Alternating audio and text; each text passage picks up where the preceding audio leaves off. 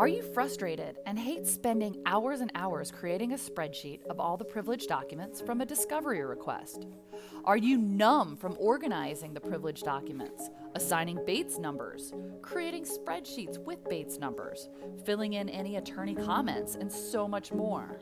After you finish, are you paranoid that the rows or columns are out of alignment somewhere? Does the Privlog haunt your dreams?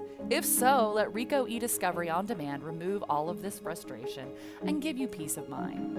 Ricoh eDiscovery On Demand offers a fast and organized way to create privilege logs from your data set. Once the document set has been reviewed for privilege and tags applied, you can simply search for the privilege tags, then in the document list below, add or subtract exactly what columns you need for the privilege log.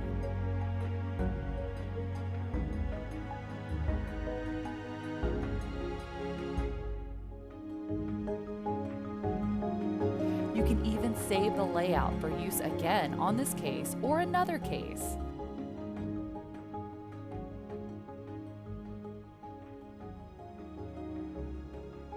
Once you're finished, simply select all the documents in this list and click on the button to export to CSV.